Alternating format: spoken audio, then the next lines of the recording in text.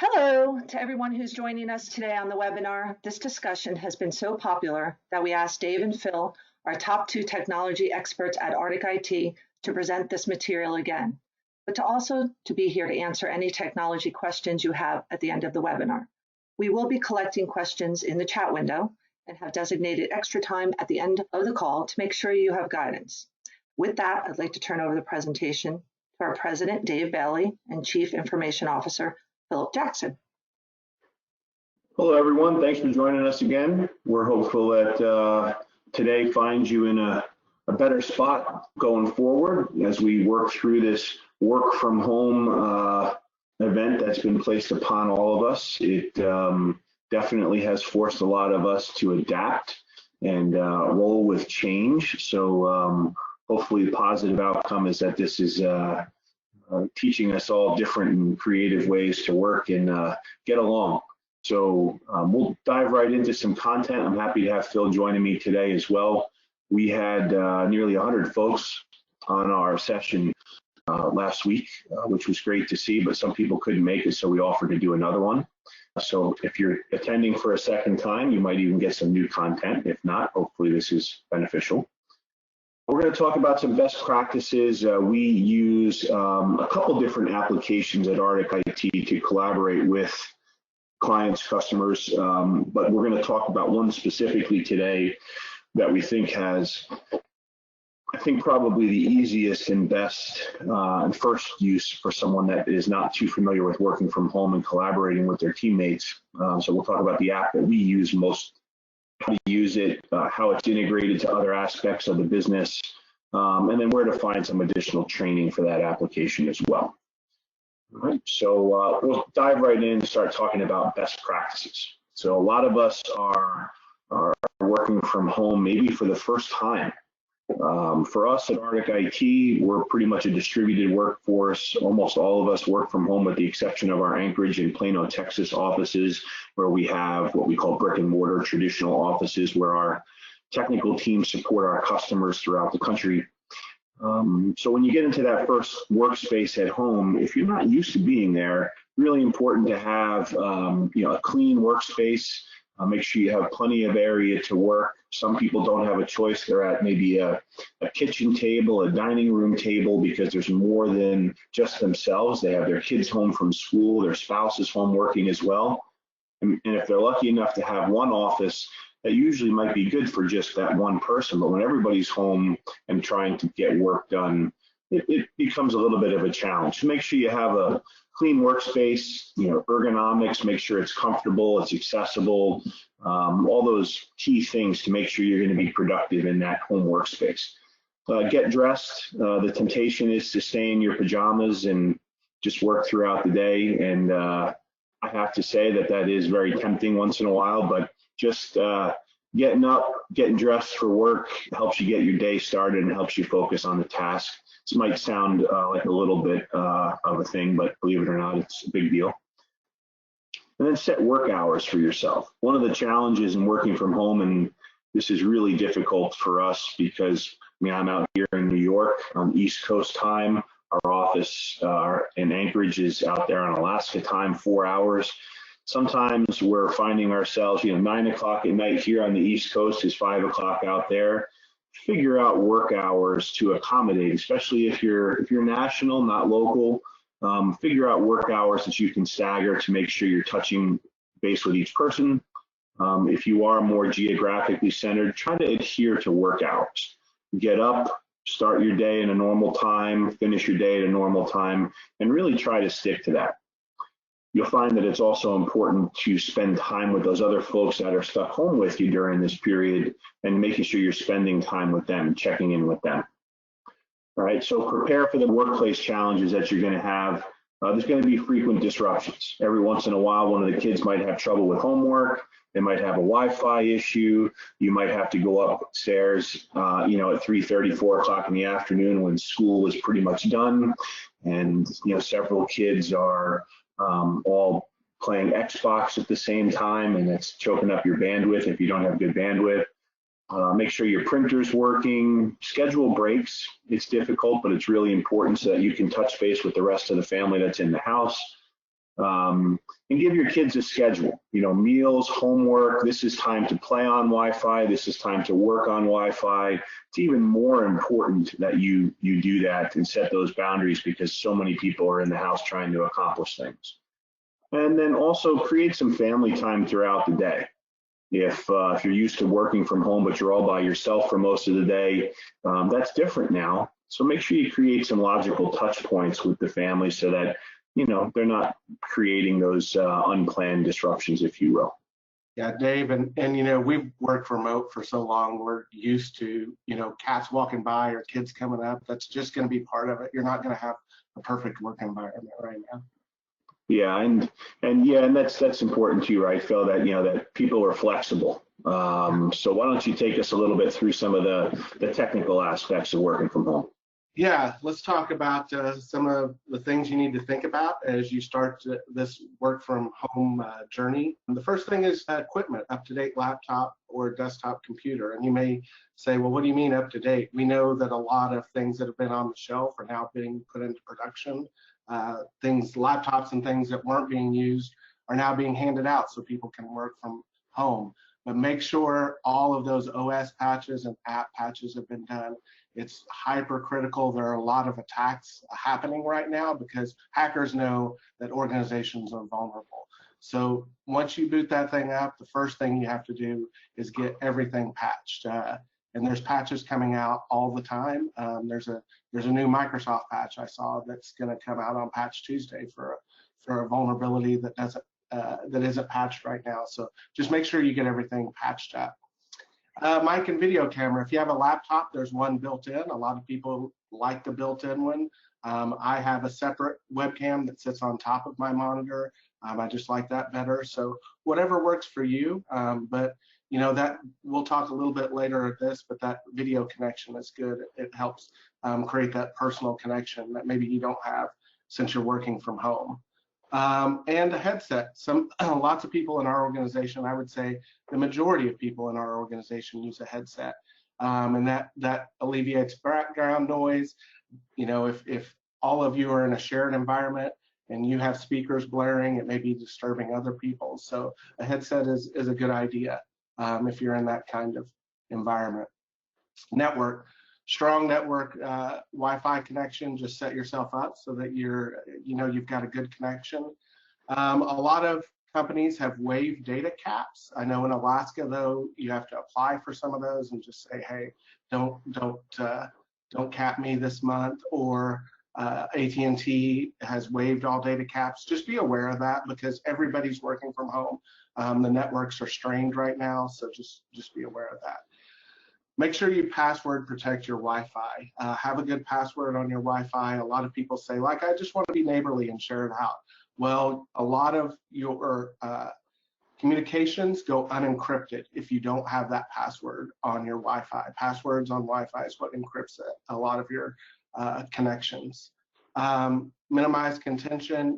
Everybody's going to be on it at the same time. If there's ways to give your work computer more bandwidth and maybe the Xbox less bandwidth, look at your router and see if you can do that. And then also look for extenders. A lot of Wi-Fi routers now have extenders so you can extend the coverage throughout your home. Cell phone. We all know that different spots in our homes have better coverage and less coverage. So if you're going to have to be on company calls, just make sure you found the best place in your home to have those calls. Some of us have hotspot on our phones, so there's a backup in case your Wi-Fi goes down. Go ahead and get that set up so that you can have that hotspot going and connect to it if you need to, and download any mobile apps that you need for your business, Word, Excel, Teams, any of that to your phone. Speaking of collaboration, communication is the most important thing that you can have right now in your organization. We're going to talk about that a little bit later, but Microsoft and Google have options, whether it's Hangouts or Teams. We use a lot of Teams here, but make sure your organization has a way to communicate other than just email. And then you're going to need a way to share files. You're going to have a way to share files that you can work on them together.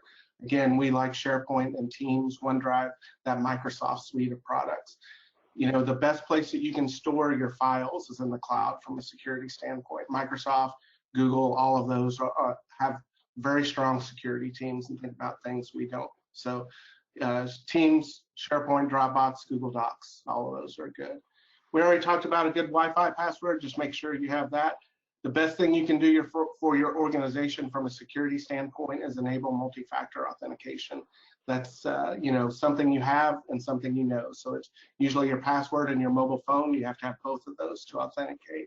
99.9% of attacks can be eliminated by using multi-factor authentication. Right now, phishing, Dave, I'm sure you get a lot of those right now. We're seeing a big uptick in phishing emails. People are trying to take advantage of people being distributed, and they're trying to break in using phishing attempts. Yep. We talked about patching. Just make sure you're patching your machines as soon as they're available. Cloud storage, again, it's the most secure way you can store that and share amongst your team. And then just any malware software if that's necessary. All right, thanks, Phil. And one of the key things here too, in this message that we're sharing with you today, if there's stuff that we're talking about that's just really second nature to us because we deal with technology on a day in, day out basis, if any of this stuff doesn't necessarily make sense to you, please know that we are offering and providing free assistance. If you have to call in and you need some help with some of these things, or you don't quite understand what they mean at home because you're usually working from a work location and this is taken care of for you by IT, and now that you're at home, you're having some challenges with this, and maybe your IT is swamped and they can't keep up, or they're not available due to the circumstances that this is presented. We are here for you. Please do not hesitate to ask. Call in, contact us, reach out. We will provide assistance to you, whether you're a customer or not. There's some people that are on our call today that are not necessarily clients of ours. This is a community service message just to help everybody stay productive. Okay, so let's talk a little bit about Microsoft Teams. That is a product, of course, that we're talking about from Microsoft. Just as a precursor right now, it is free from Microsoft for a period of time. I think it's up to 6 months, and we have some information on that for you. We use that to collaborate as an already remote workforce. So we were already working like this. So we're sharing with you some of the benefits and some of the tips and tricks on how to use this particular tool that most of you have access to if you don't already use it. All right, so call one or many people at any one time. You can see their faces. You can use video just the same way that you see me.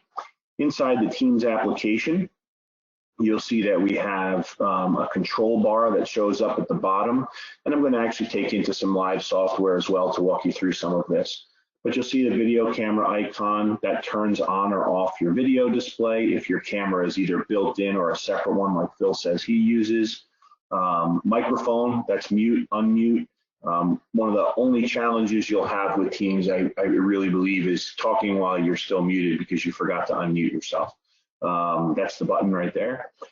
Sharing your desktop or an application, please note that you can share one monitor or the other. If you have two monitors, you can share a particular application if you want and not share everything on your desktop. So there's many different ways when you hit that button. You'll also see that there's a chat window where you can have a conversation that's maybe not, audio or visual, but you still want to share information or have a chat with somebody. And then there's also inviting people to a meeting that you're already in, and that's what that people icon is for. All right. So as you start using the application as well, there is an ellipse button right here, the 3 dots. This will bring you to what's one way to get into device settings. You can go into full screen mode depending on what kind of viewing space you're looking for.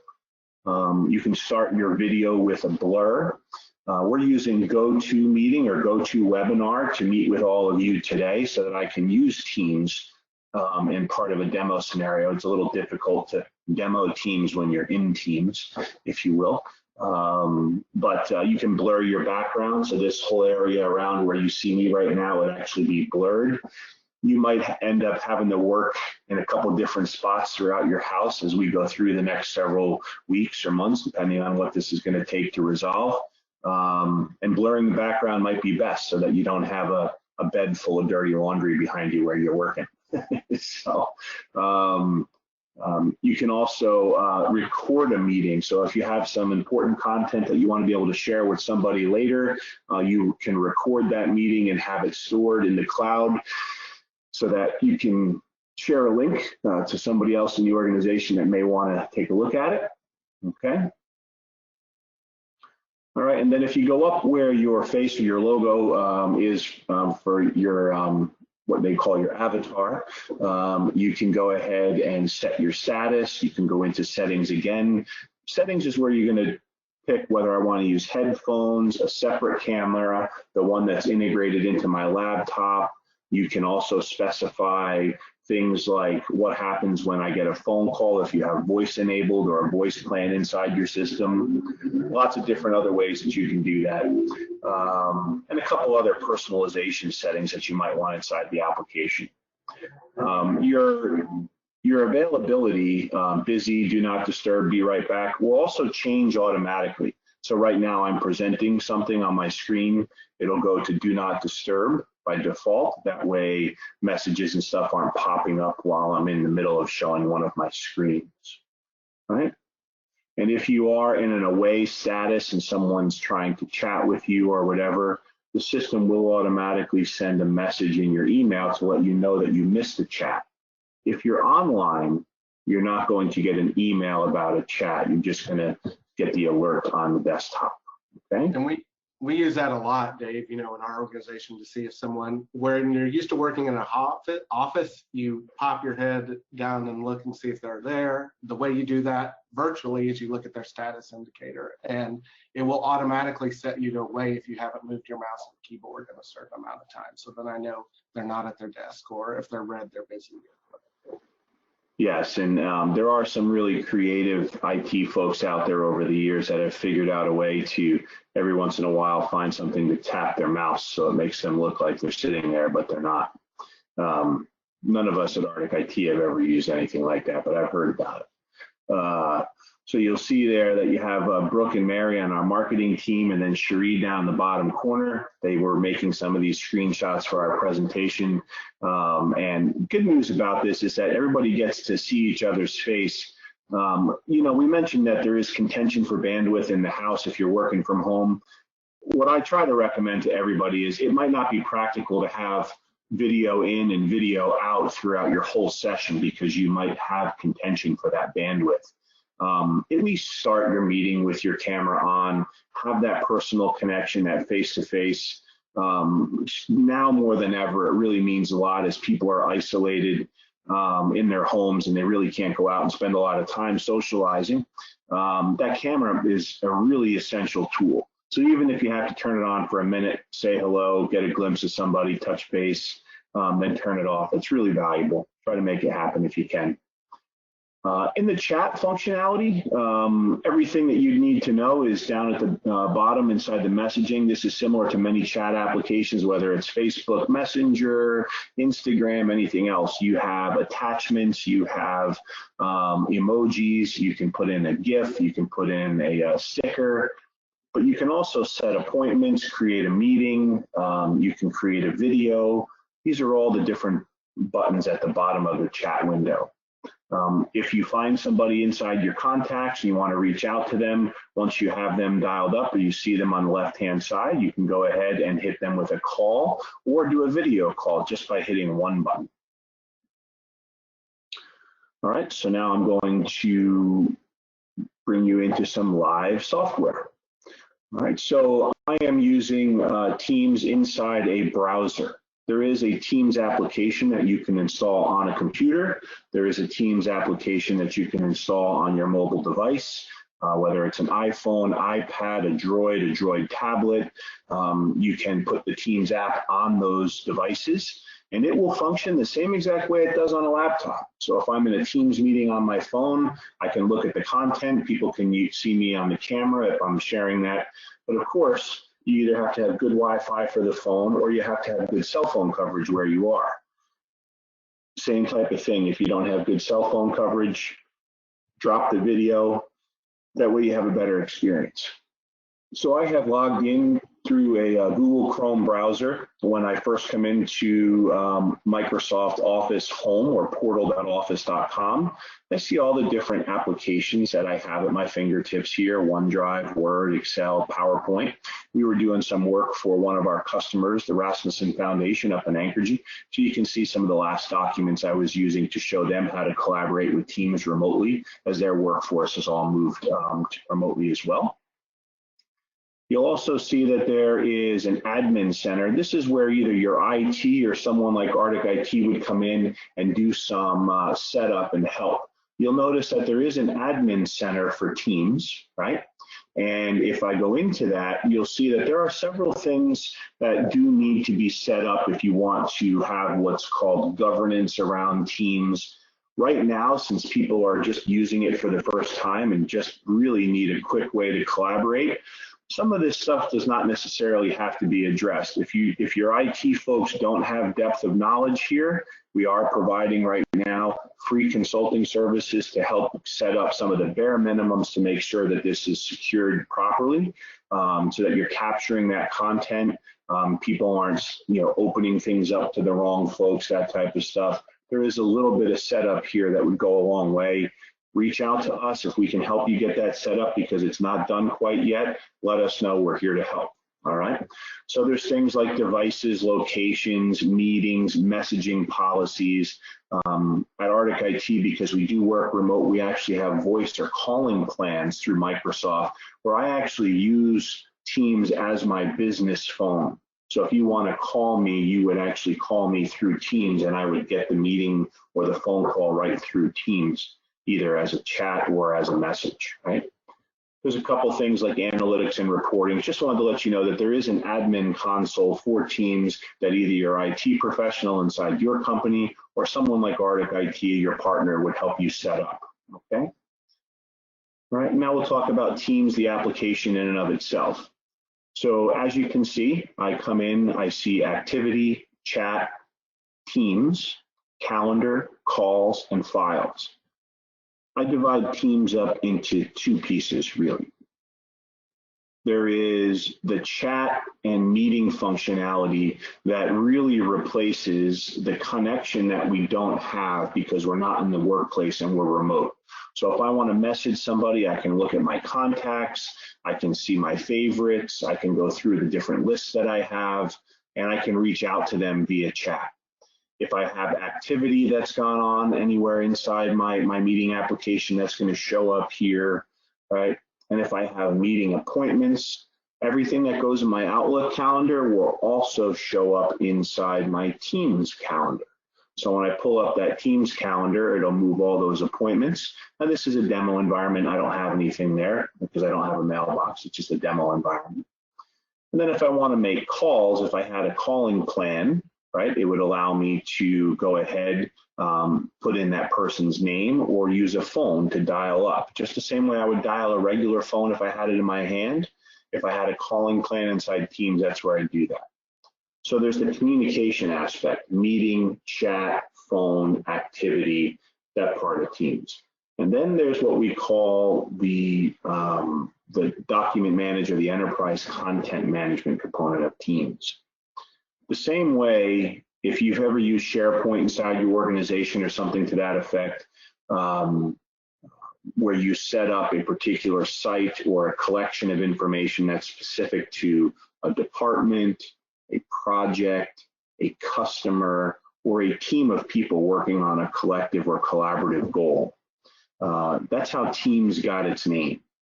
We grew up in the Microsoft space, eventually moved to the cloud for many people, and then we were using SharePoint on premise, and then we were using SharePoint in the cloud. And then this thing called OneDrive came upon us, right, to help manage our own personal information that we work with on documents and everything else. Too many moving pieces. Microsoft collapsed a good portion of that down all into Teams and OneDrive. So we really have two pieces of technology that we use today at Arctic IT. Teams has kind of replaced, if you will, what SharePoint used to be for us. So if I look at Teams, an example of one of the teams that you might create in your organization might be the HR team or the finance team or the purchasing team. So a departmental level based team might make sense for you. If you're in some type of, say you're in like a casino type operation, you might have the marketing team, you might have the host team for people that work on the floor, you might have a table games team because the information is particular to them. If you're in a government organization, you're going to have all the different programs that the government organization offers out to its constituency, and you're going to create a team for that. Creating a team is really just defining a collection of people that need to collaborate on one or many tasks. So here, because I'm an administrator of my environment and I have the ability to create a team, which most of you would if you just started using it from scratch, the ability to create a team is something that most of you would organically start with and then eventually evolve into maybe a few people in a department have the ability to create teams and channels. I'll talk about channels in a second. You don't want everybody to be able to just create teams and channels all over the place, because that's one of the main things from an enterprise content perspective that we're trying to evolve out of. If you think about yellow folder creation inside a user drive or a shared drive where people can just create yellow folders and name them whatever they want, trying to create some governance about how that information gets managed so that if you change roles, people don't have to have your thought process and knowledge about how these things were created. It was done at more of a departmental level basis, if you will. So if I wanted to create a team, I go here and I hit create team. I can build a team from scratch, or I can create a team from a group or maybe a template or something to that effect. Here I'm going to build one from scratch, and immediately I'm prompted with the ability to say, do I want it to be a private team, which means people would have to get permission to join or they'd be invited to join. Would I create a public team where anybody in my organization can join? Or would it be organization-wide where everybody in the organization automatically is just part of the team? 9 times out of 10, you're going to create what's called a private team. You're going to give it a name.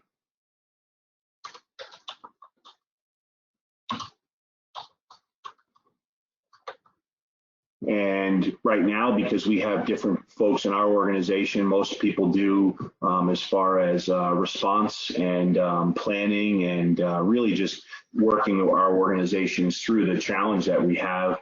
Almost every customer that we have created a team site for COVID-19, place to put information, place to put new updates or plans as business has evolved and changed with the dependency, right? So I like to put a description into the teams, because once you start getting a number of teams, you might have to differentiate. This might be a temporary location for information regarding COVID-19. I go ahead and create that, and it automatically creates this, what we call a Teams site, and then I can add people to it. So inside my organization, if I wanted to add Phil, or I wanted to add Mary or Brooke or Cherie or anybody else on the team, I start typing their name and it's going to look for it. I'm in a demo environment and I get to be more than one person at the same time. So if I wanted to be Demo Dave is one of my users in this demo environment. I go ahead and add Demo Dave. I hit add, and that person's now inside the group. And they're automatically added as a member, which means they can contribute, they can read, that type of stuff, but they're not an owner. So I want to touch on that real quick. You're either an owner or a member of a team. If you're an owner, that means you can add components, you can move things around, you can add people to it, but as a member, you can contribute, put things in, take things out, add content, but you can't necessarily manipulate the structure of the team. So keep that in mind.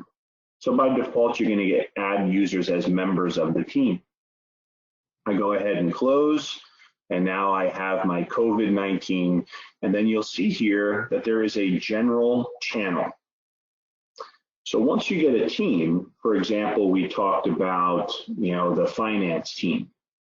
Well, inside finance, there could be the accounts payable department, the accounts receivable department, there could be a fixed assets department, purchasing, who knows how your organization is divided up.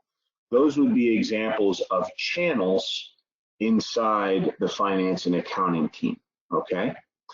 So if I wanted to create a separate channel, once I'm inside the team, I click on the ellipse and I say add channel. Okay, add channel. So there's a nesting capacity to how this works. This one is going to be client communications. Okay, automatically show this channel in everyone's channel list. Typically, I leave that unchecked. That way it's explicitly added for just the people that are members. What is the privacy? Standard. Accessible to everybody on the team, or private, accessible only to a specific group of people within the team. So you do have the ability to set unique security to content in a channel within a team.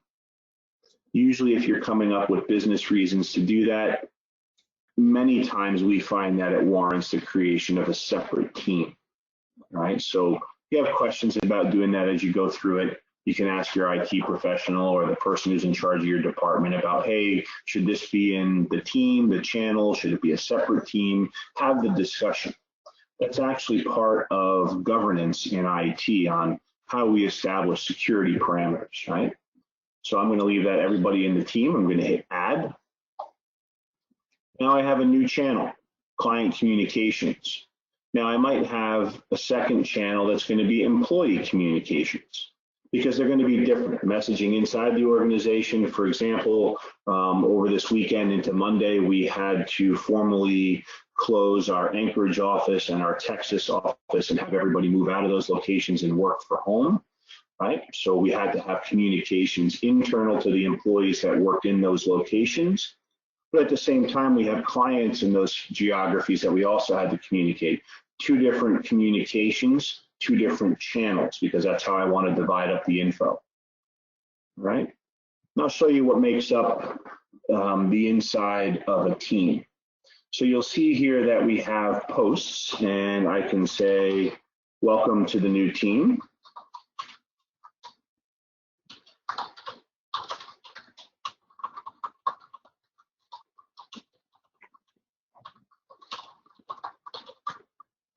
Right? Thank you for your patience as we build out our content. Now I put that message in there. This is going to stack up chronologically. So as people add content, people create posts, people share messaging, that type of stuff, all at a team level, this is just going to stack up chronologically. And this can go on for a long time. For example, if we have a team site at Arctic IT for each one of our clients. And then underneath that, we'll have project level channels for each of the different projects we do for that customer.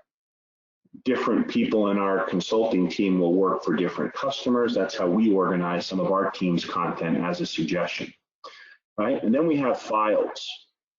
So very differently than how you've used SharePoint in the past, files inside a team can be dropped in just from dragging them on your desktop. You can create them right from within Teams. And this is designed and meant to be a lot more fluid. If you've ever used SharePoint in the past, this isn't SharePoint. This is very different. So I have a folder over here on my desktop where I created a few documents, and I'm going to drag in a Word document.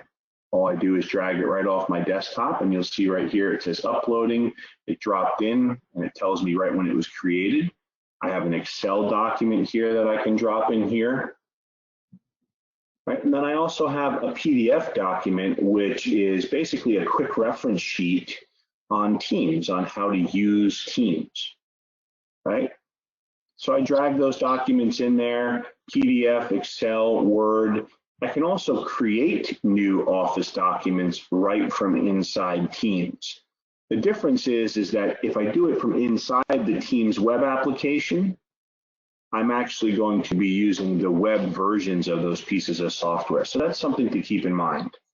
For those of you that have been using Office 365 for a while, there is a difference between the web application and then the thick or rich client that we would say on your desktop application. For example, if I open up a spreadsheet in Teams just by clicking on the link, I'm in my browser, I'm opening up Excel. You can see all the functionality that I have here. If I click on the home menu, the insert menu, you'll see that those menus change. These web applications have gotten a lot more feature rich over the past 6-7 months. When they first came out as web applications, only unless you were in a pinch would you use them to do anything, but they've really stepped up the ability to use them. Over on the right-hand side, you'll see here where I can open it in Excel or open in a separate browser, or I can download the document right to my computer. Either way, Teams maintains the parity of that document so that if I edit it on my desktop, the changes are being saved inside the Teams application for that document. If you have any experience with OneDrive, where you can sync a document from OneDrive to your desktop, any changes you make when you're working in the desktop version of the app automatically get synced up into your OneDrive folder. This protects you mostly so that you don't end up with something stored remotely that you can't work on, or you don't end up losing something on your desktop without having a backup. It also helps you collaborate with other people.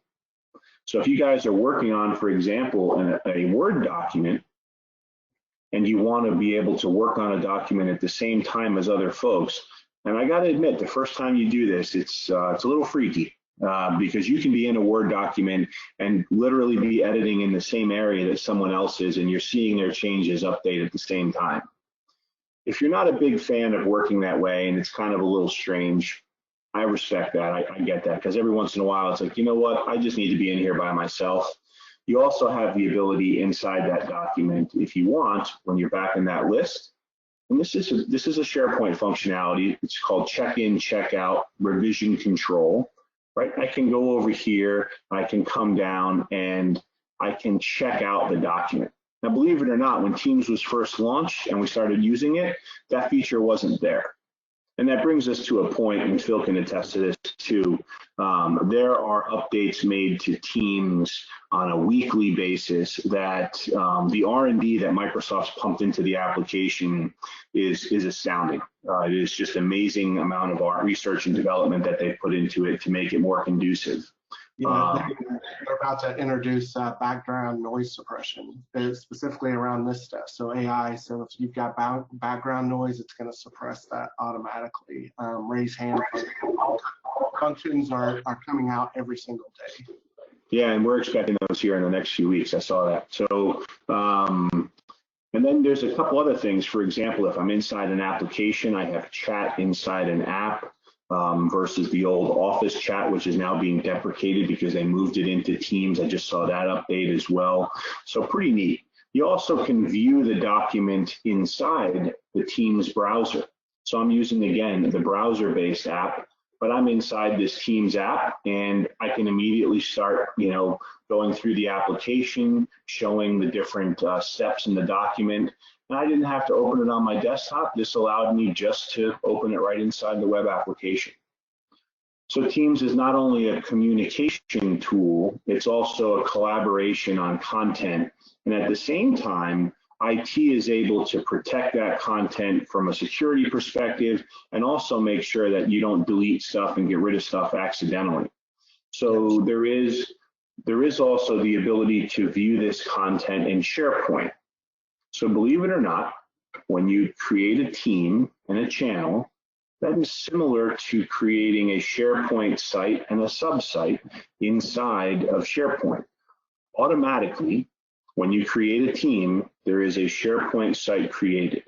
Now, we don't typically use any of the SharePoint functionality except for when we want to share content outside of our organization to a customer. We can invite them as a guest into that SharePoint environment. But that's also evolving. Soon enough, now we'll be able to invite them as a guest into the team without actually being inside the Arctic IT domain. So even collaborating with people outside our organization is becoming more streamlined for that content and secure as well. Dave, I want to mention, as you add people from a security standpoint, this is a positive and just something you need to be aware of. That whole chat history, that whole file history, everything that's in the team, they have access to. It's not like email and they start with a blank slate on the first day. As you add people, which is good, because all this is searchable and indexed. So if I'm new to Arctic IT and I got assigned to an account and you add me to that team, I have the full history of what's happened with that account inside that team, which is really good. It's just something, though, you want to be aware of from a security standpoint. Yeah, it's good, but again, you want to make sure that you weren't having conversations about whether or not you're going to hire that person prior to them joining the team and then seeing all those conversations. Absolutely. So that's Phil's other point, is that make sure you understand. That's where that governance comes in. So there is security around this. We are big fans of letting people organically grow into new technology like this. That's exactly how we deployed it at Arctic IT. But as you start using it, you start to figure out, you know what, we need some boundaries, we need some walls set up on this, and then that configuration and that administration starts to happen. Okay, one last thing before we get into some Q&A is there is a wiki. So if I had a bunch of general information that I wanted to make sure everybody had about this particular team, I can use this and I can define sections. And this is very similar to almost like a OneNote, if you will, just free-form text to put in to this team so that if I come in, say I'm working with a client, and we have the organizational structure of the client. We have different things that are specific to them that they want, which are going to apply to all the work that we do, not just particular projects. I might put that in the wiki about that client. That way we know how to engage and we're respectful of those things no matter what team we are on inside the organization, right? And then there is this little addition button, and you will see apps. So the same way you'd add an app to your phone, there are hundreds upon hundreds of apps that you can drop into Teams. An example of one that we see quite a bit, Trello, Yammer, Dynamics 365, we see quite a bit of. And there's one that we've just started using for our strategic planning, and we're actually using it as part of emergency preparedness and addressing all the challenges that we have in our business with the COVID-19 is Planner. So this is where we can assign tasks to individuals or several people at the same time. We can own that piece of it, report on our progress, automatically gets dropped into our calendar, automatically sends us an alert as an email letting us know that we have a task to complete. And a really valuable tool for us right now as we've started to use it a lot more. But you can explore a ton of apps out here. It's kind of fun. One recommendation we make is that your IT professional at least gives you a team site that's just for you, where you can add these things into and play around with and learn how they might benefit your business and make you more productive. All right, so that's a quick overview of Teams, how we use it, some suggestions, a little bit of live technology. There are plenty of ways to learn about Teams. These links will be shared with you as part of the presentation, and there's recording as well. But there is real training that you can attend depending on your level of expertise. For example, getting started with Teams, learn how to take Teams to the next level, advanced users, right? And then there is actually Microsoft-led training. These are 1-hour trainings. You can see here that you can register for these trainings. They're done on the East Coast location right out of New York City is where they're typically hosted from. They're all being done remote right now, as you might imagine. The sessions do fill up. The next available one is on April 1st. But these are pointed, very pointed training sessions on Teams. Your department managers, people that are going to oversee the use of it, would typically take something like this. I recommend that you start using it and playing around with it before you attend training, because you'll get a lot more out of it. If you're really green on it and have no experience with it at all, play around with it a little bit if you get access to it, and then go for a training is my recommendation. All right, so go ahead and minimize that. These are some of those links that we put together for you So make sure that you go out there and take a look at those. There's some additional resources as well for you to take a look at. Mentioned early on that Teams is available right now for 6 months for free from Microsoft. That's how they're trying to do their part, of course, in helping out the community. What we're trying to do is help you use it as well, take advantage of it. So sessions like this, if you do want us to help work with your organization, we can set up like a 30-minute meeting on getting started. Let's start using it. Let's get you spun up on it. Everybody at Arctic IT knows that this is something that we're doing.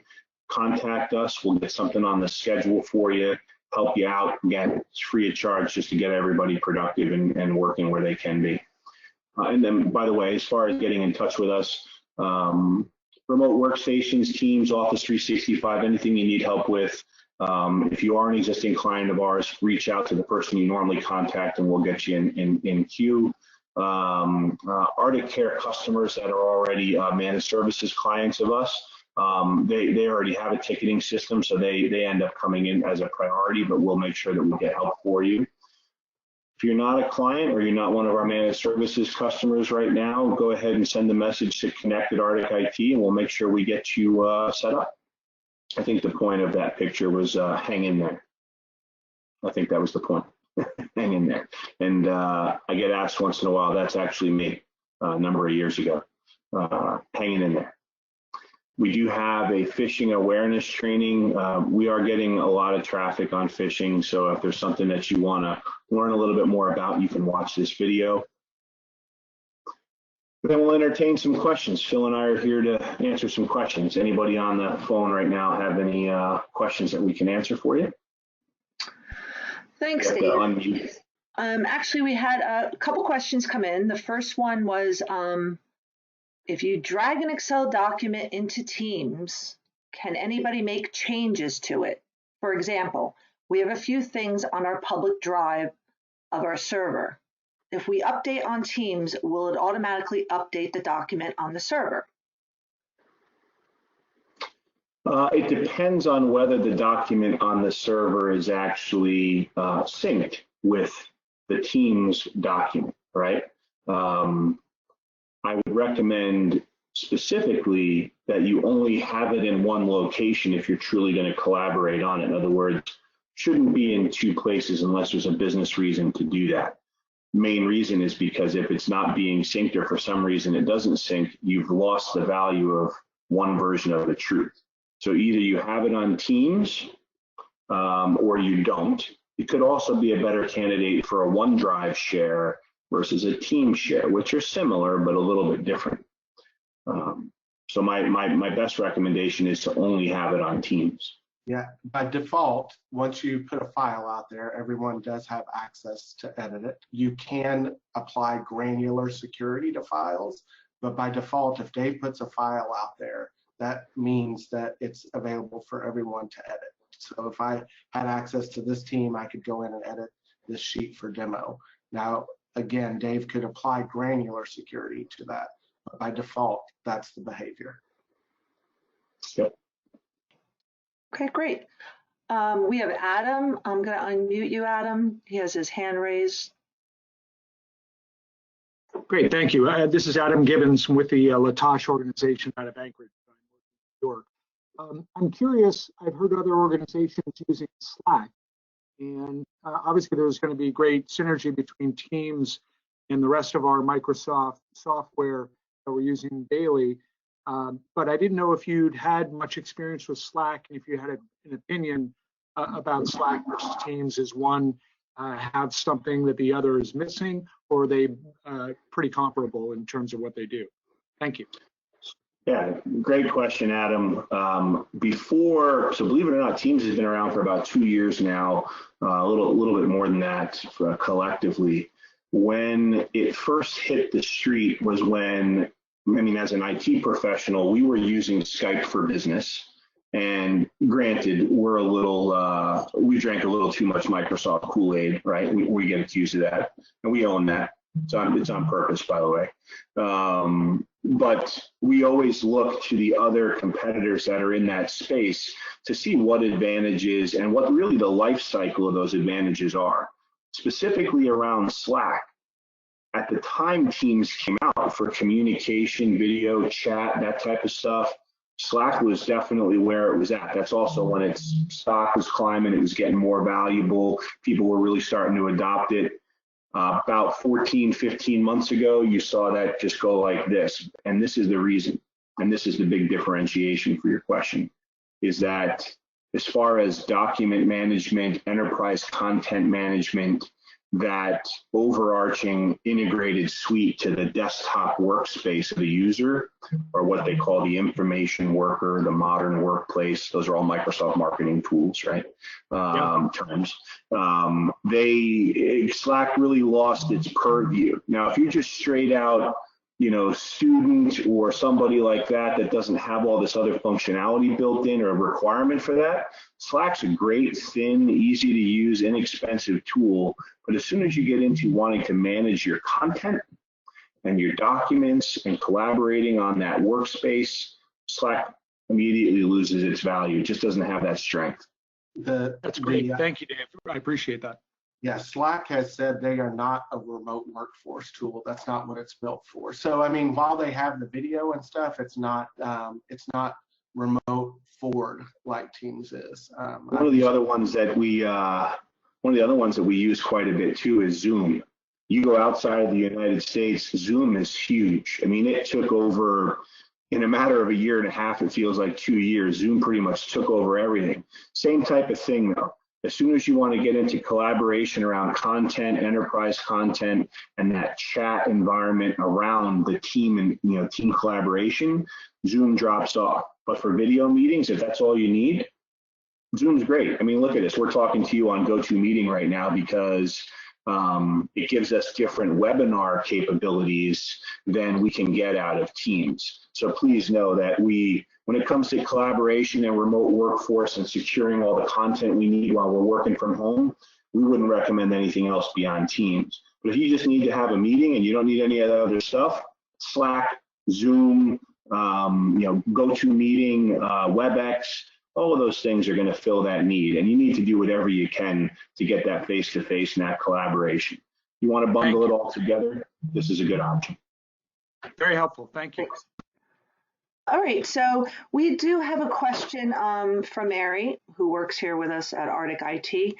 Can you talk about how the virus is having many organizations change their corporate culture and approach to technology, hence fast-tracking their digital transformation? Yeah, and every time technology takes a big jump in utilization, there's some type of catalyst, right? So I think it's very profound and reasonable to say that there's never been any catalyst that really has quite touched all of us at some level nationally and globally.